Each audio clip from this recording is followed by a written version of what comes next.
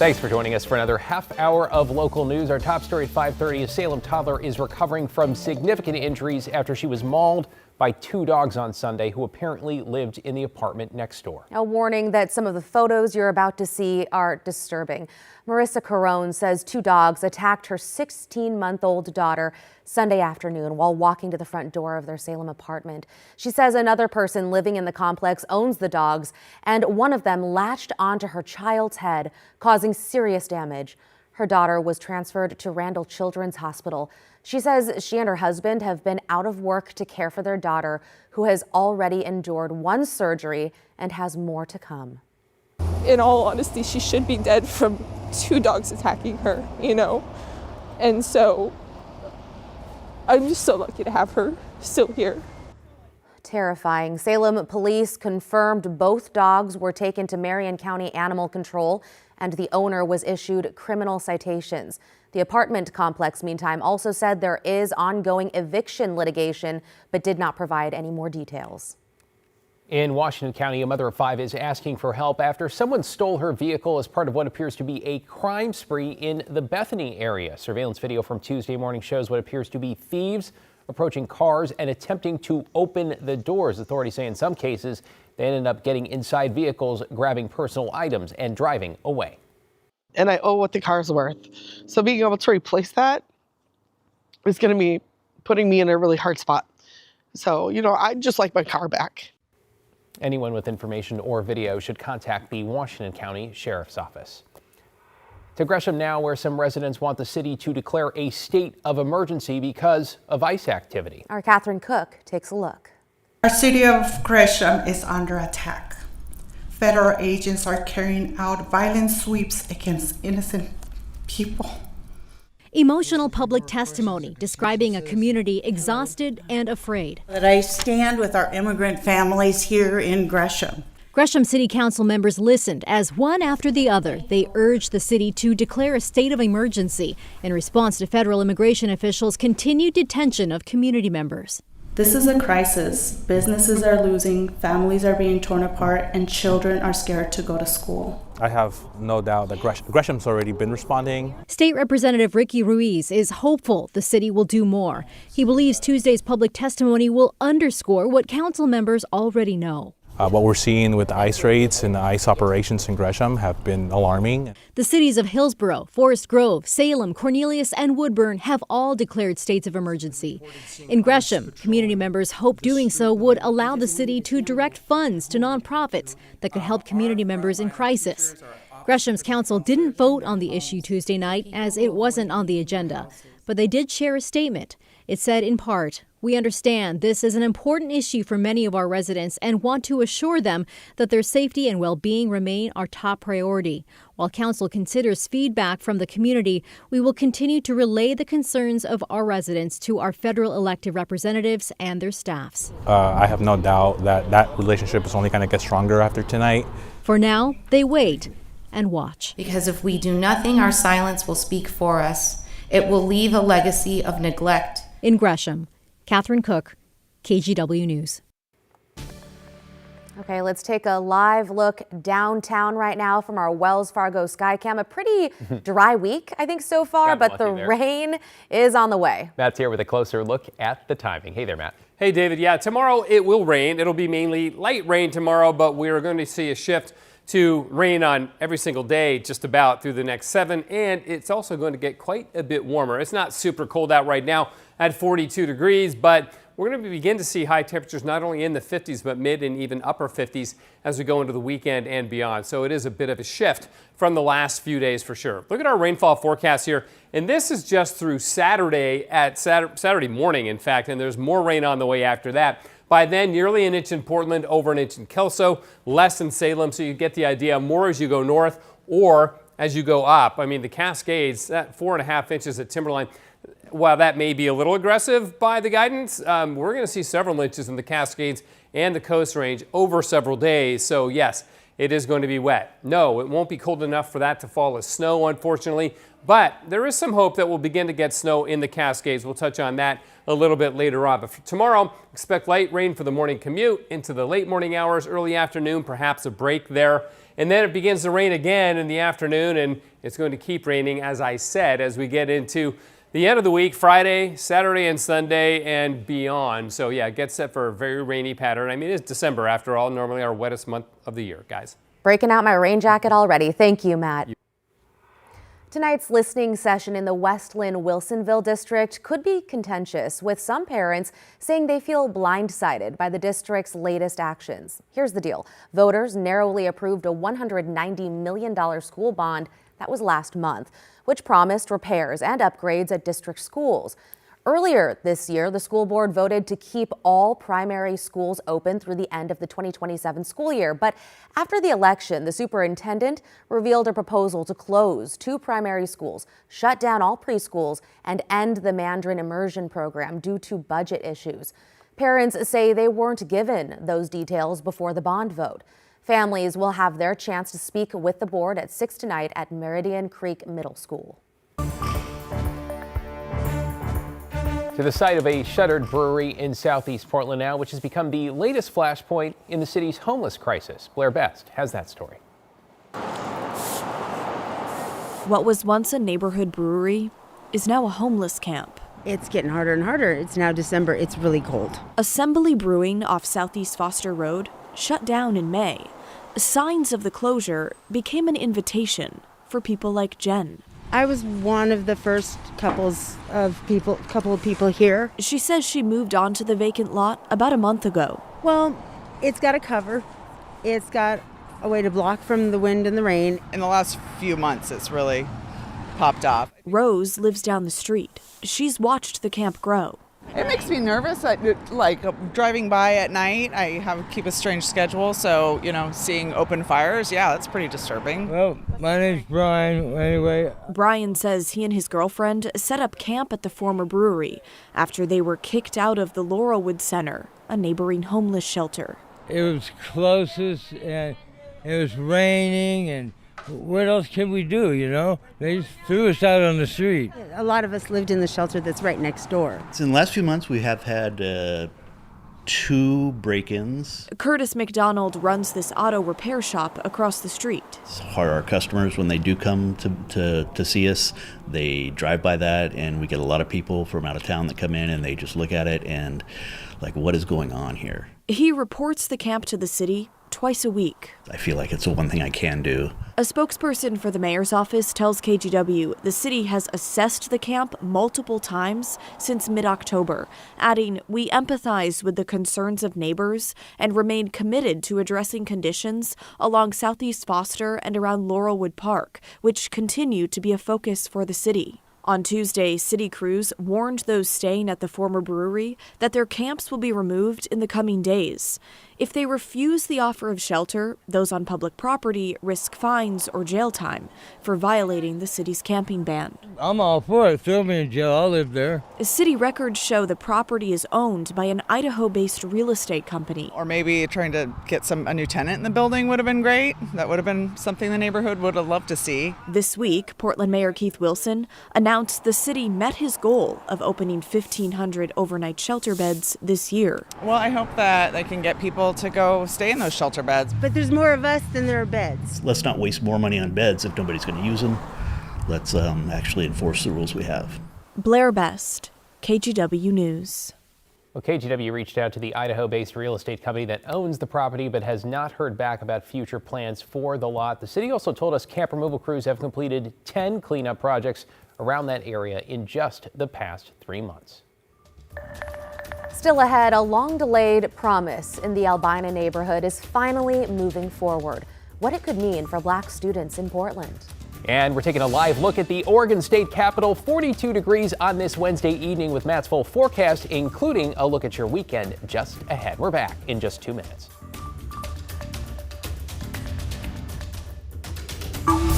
The KGW Plus TV app, streaming 24/7. Local news from the team you trust on your time. Track how the weather will impact your day. Certainly becoming increasingly hazardous. Extended, continuous coverage of breaking news live from the scene. That snowpack is still heavy. Go deeper with in-depth interviews and exclusive reporting. All the local news you need, live or on demand. KGW Plus. Download on your TV and watch for free.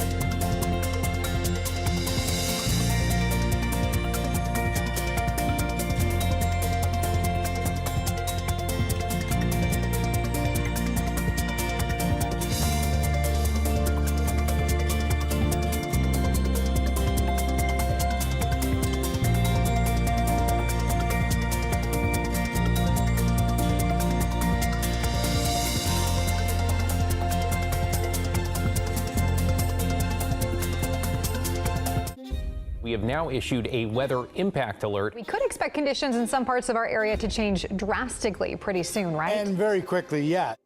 This is significant rainfall coming our way. You'll definitely want to be extra cautious. Certainly becoming increasingly hazardous. We've got the potential for some tree limbs or even trees or power lines to come down. Of course, when you hear thunder, it's always best to take cover.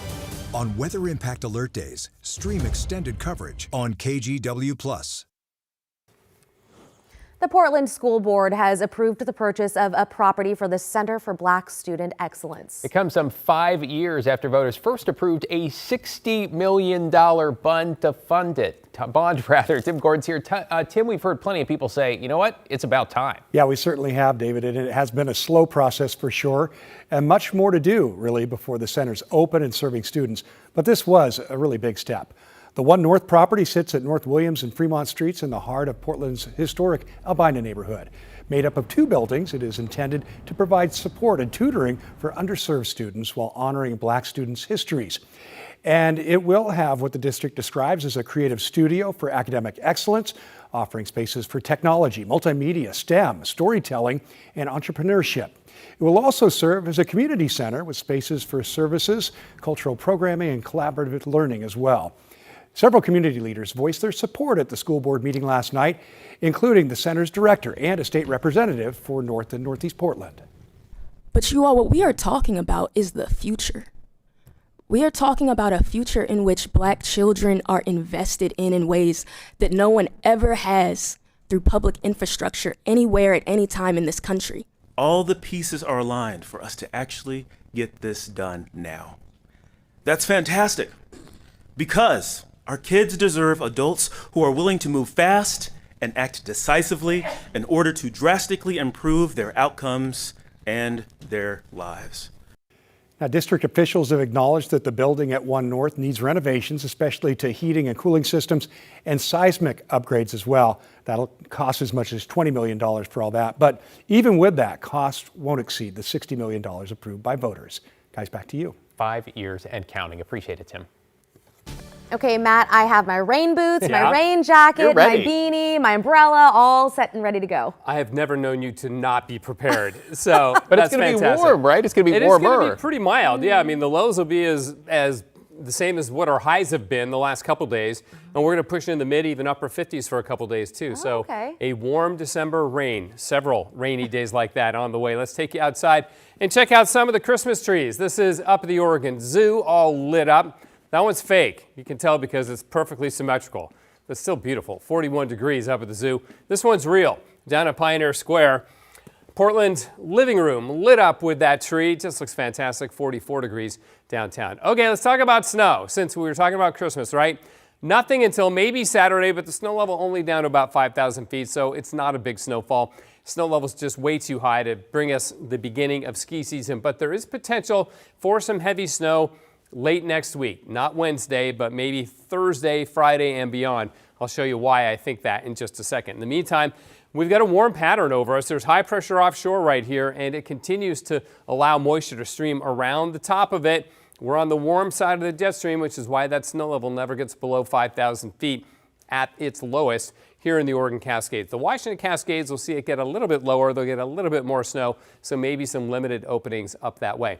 And we got a full moon tomorrow. It is called the cold moon in the month of December. It is also a super moon because the fullness of the moon will coincide with the moon's point in its orbit around Earth where it is closest to our lovely planet. So it's a little bit bigger and brighter than its normal moon. It also helps to create extreme tides, the super moon and the full moon. And with that in mind, let's check out some of the tides for Astoria tomorrow.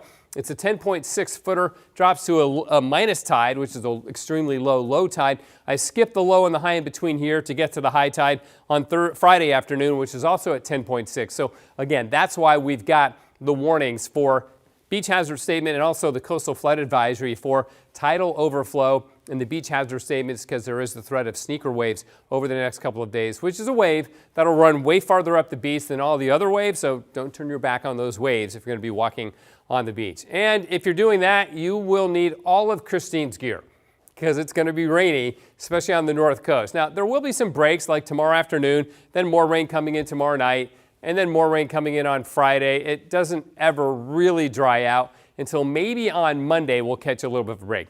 So here's the pattern. High pressure, we're on the warm side, but it looks like towards the end of next week, we may begin to see a shift towards colder air coming out of the Gulf of Alaska and pouring into the northwest along with moisture, and that's a great pattern for heavy Cascade snow. You know the Cascades. Once it gets going, it can really pile up fast. So we hope this verifies, gets ski season going. Maybe not this, certainly not this weekend. Maybe by next weekend there could be some openings if this verifies like that. We'll have to wait and see. There's not complete consensus that it'll go down that way. But if it does, 20, 24 inches or so, maybe able to get some of the slopes open, which would be great. 44 degrees right now, 6,800 feet for the freezing level. Again, it is high. Coastal flood advisory because of those extreme tides that we talked about. So again, look out for that if you're going to be on the beach. It's going to begin to get rainy tomorrow too. In the valleys, rainy, winds will be light. Highs will be in the 40s and lows in the 30s tonight, but then it really warms up beginning on Friday. Cascades, yep, it's the R word. 40 at Government Camp, above freezing at Timberline and Meadows, unfortunately. Central and eastern Oregon, rain north, but dry south. Still cloudy, but dry and on the cool side, but you'll warm up too Friday and the weekend. And in the Gorge, not much wind. We'll get some rain. Won't be too much. Highs will be in the 40s. And for Portland, cloudy night, some areas of fog, and then rainy tomorrow with a high of 48. Then we jump up to 56 on Friday.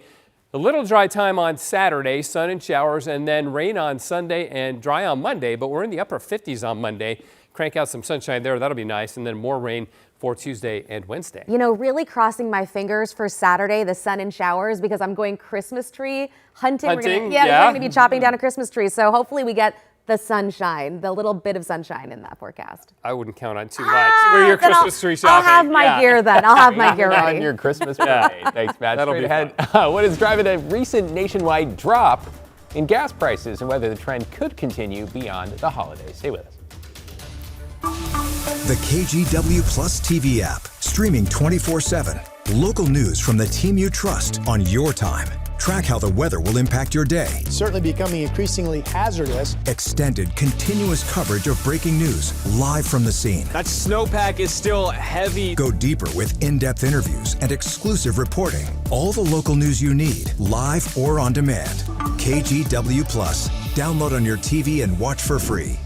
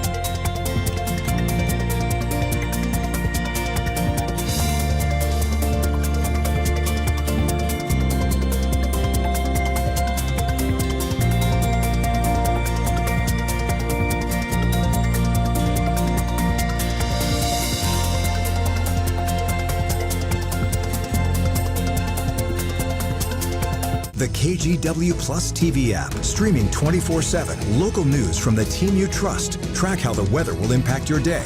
Breaking news live from the scene. All the local news you need. KGW Plus. Download on your TV and watch for free. On Weather Impact Alert Days, stay informed, prepared, and connected with KGW and KGW Plus. Coverage that alerts you to what's coming and how it will impact you. Watch extended weather coverage on KGW Plus. Welcome back, and a very welcome bit of relief at the pump, at least for drivers, because nationwide, the average price of gas is dropping. Karen Kafa takes a look at why. A holiday treat for drivers. We haven't seen gas prices this low since 2021, and we could continue to see that trend as we head into the holiday season. AAA said the nationwide average for a gallon of regular gasoline dipped below the $3 mark this week for the first time since May 2021. And in some states, the average is even lower. You've got high supply, lower demand. You've got a lower gasoline blend that's cheaper to produce. You combine all of that, you're going to get lower gas prices. The major driver of gas prices, crude oil prices, has dropped significantly. In December 2022, 10 months after Russia invaded Ukraine and destabilized the global oil market, U.S. oil prices were around $81 per barrel.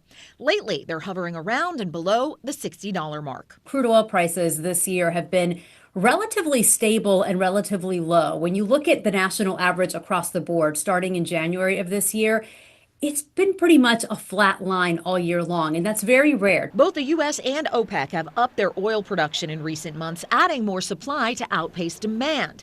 Another contributing factor, most pumps right now are filled with winter blend gasoline, which costs less to produce. And with the exception of the busy winter holiday periods, overall demand typically falls during winter. In Washington, I'm Karen Kafa.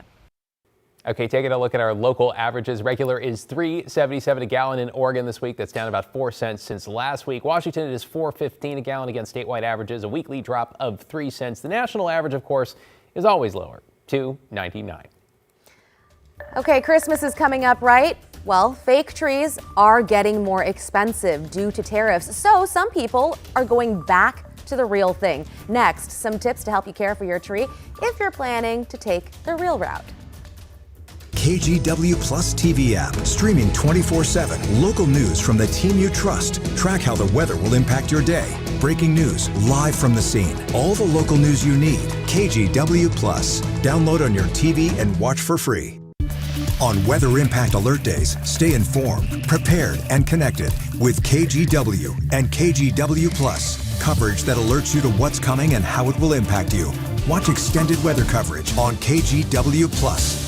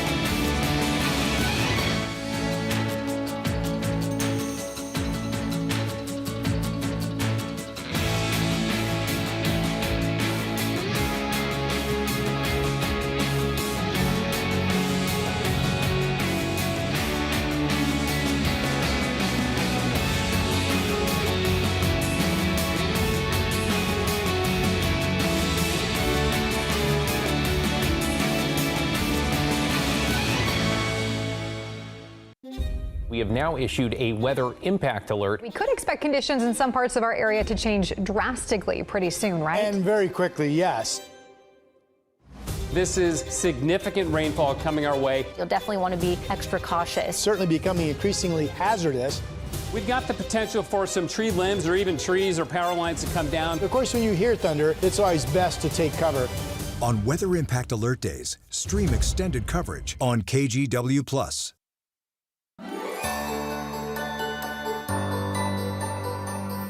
Well, that is very festive. A little reindeer told me you're going tree hunting this weekend. I am on Saturday, and we might get rained out a little bit, but we're still doing it. By golly. A little soggy. A little bit, but it's okay. Bring a beverage. I'm sure many of you might be doing the same thing. Well, Maggie Vespa has some tips on caring for your real Christmas tree at home.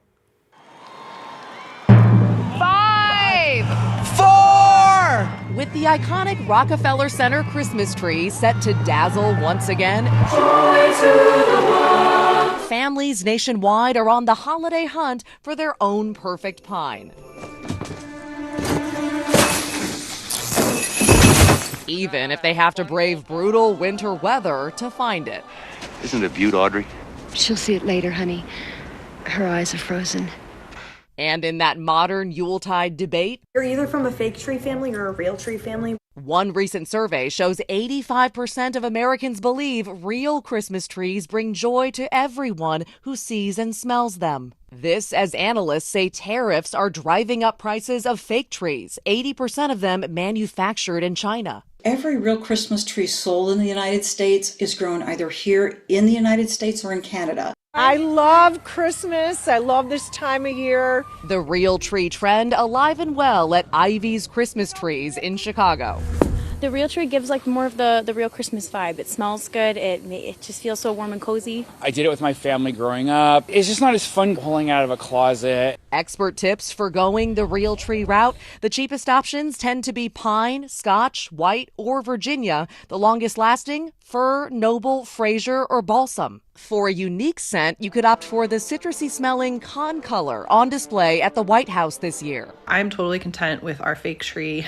It does a really good job. It's really easy to set up. Experts note fake trees have winning factors, from the lack of upkeep like watering and cleaning needles to their ability to hold heavier ornaments. Whichever route you choose, they say shop early to find the best deals and of course buy the tree that speaks to you. Charlie Brown is a blockhead, but he did get a nice tree. To bring the holiday spirit home.